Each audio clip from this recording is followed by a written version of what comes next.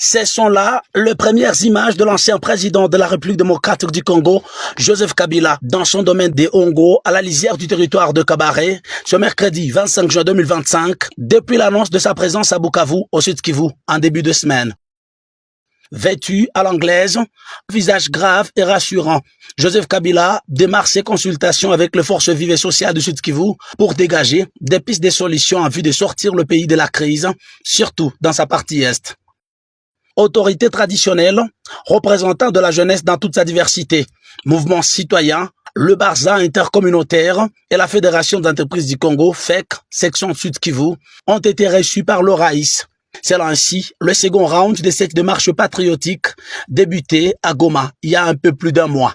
La paix, rien que la paix dans l'est de la RDC, c'était le seul point sur la table de Joseph Kabila, qui s'est longuement apaisanti sur ces 12 propositions faites au peuple congolais pour mettre un terme à la crise en résolvant ses causes profondes.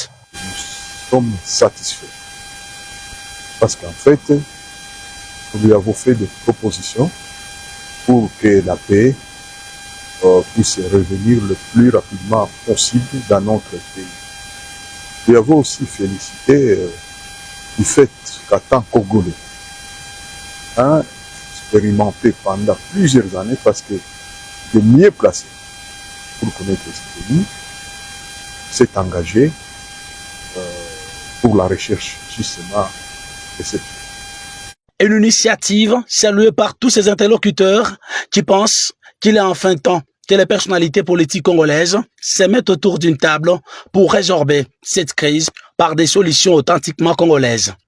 Il a dit qu'il est prêt pour les dialogues et il voulait que les autorités qui gèrent le pays actuellement comprennent qu'il faut qu'on dialogue, et c'est là qu'il a soutenu d'ailleurs le chemin de la SECO et de l'ECC.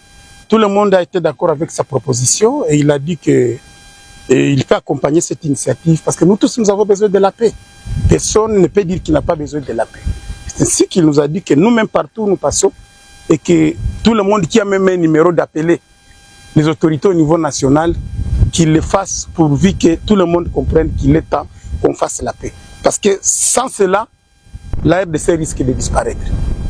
Au pouvoir de 2001 à 2019, Joseph Kabila était parvenu à réunifier le pays, alors divisé, en initiant notamment le dialogue intercongolais de Sun City entre 2002 et 2003.